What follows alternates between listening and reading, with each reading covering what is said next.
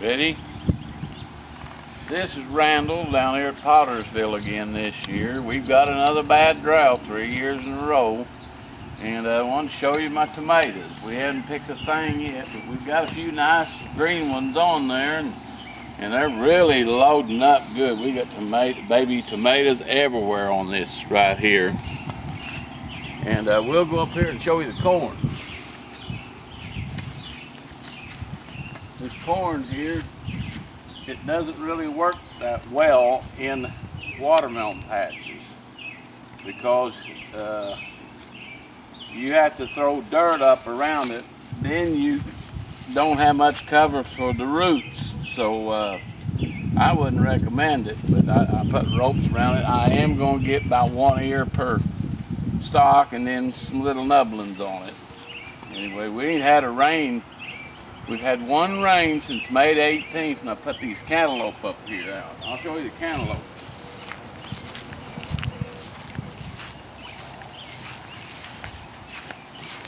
And they've only had that 1 inch rain, and you can see in here there's big old gaps there in the soil. And I watered that hour last night and 2 hours this morning. That cantaloupe there is just within 4 or 5 days of picking. There's just a few of them in there that's pretty good size. I'll be lucky if I get my seed money back out of it. I got a pretty good one down here I'm pretty proud of though. This one here, that's a pretty good cantaloupe right there. They're supposed to average 7 to 8 pounds, and there's a few other good ones down here too. Seemingly like farther down you go, the more melons and bigger they are. The soaker hose I use, them from Walmart, they just don't get it. Now this here tape here, that flat tape that you can get from Walmart, it's got nylon on it and plastic inside. Man, they'll soak it up good. You see how it's soaking that corn right there? But a lot of it, you know, just going to waste because I don't have the dirt to put in there. And that's why I don't recommend growing corn in them raised beds. We'll go up here to Oak Creek and show you how it's doing. By the way, I did change my style of catching rainwater. I catch these tanks right here. This is a 300-gallon tank right here, up to about right here, but it'll hold over 300 gallon. And I just purchased this one and another one over there. What we're going to do is next year tie them together. One gets full, we'll just open it up and do the cap here and just let it run down to a half tank of each, and then it'll just be filling them up. We'll have more that way. And we'll go over here to Oak Creek. We haven't pulled none of it yet. I've seen some babies on there this morning. I had to sit down there close to the ground on a milk crate to pick it when it's early. It bloomed today. I've seen some blooms. There's a couple blooms in there right there now that had bloomed earlier this morning. But everything is just different heights this year. It hasn't worked out that well. And this is Hale's Best cantaloupe up here. Now, they're not much of a cantaloupe in my opinion. They load up really good, a lot of them, but they just don't get no size to them. They say they're awful sweet.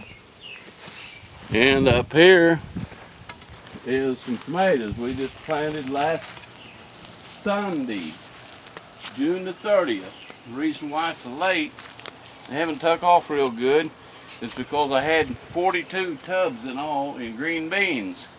And we picked so far 131 pounds off of them. And the PVC pipe, it's 10 footers, we cut them in half. Them makes great tomato steaks. And you know, they don't have no sharp edges on them. When the wind blows, it don't damage your tomatoes. Tie to them. We hadn't watered yet tonight. But here's the cage down here that I use. When I bought the wire, I got it like a Lowe's, and there was 11 holes right here, and then where it had the wire cut into, you just fold it over and do it that way. Set it in your tubs, and drill a hole in here 4 different places and put a tie strap in it. And I was asked a question, how do you get rid of your excess water? Well, has an inch hole in the bottom. I had to drill some extra holes in the sides, one on each side of it, and that let the water out because we got too much rain this spring. And I've got some more green beans down here.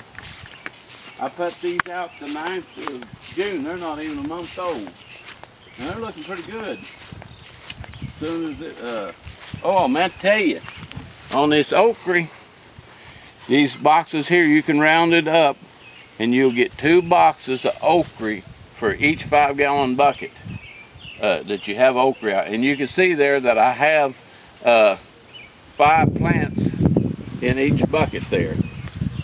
And that's about what you can do on that. And I get 2.5 a box, so figures out about $5 a bucket I make off the okra. And these beans down here, they'll be blooming.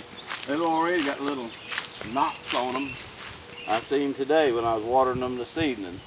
So it just takes 45 days on them. And as soon as them, I start harvesting them the last week of July and first week of August, I'll pull them up when they're done and plant again for this fall.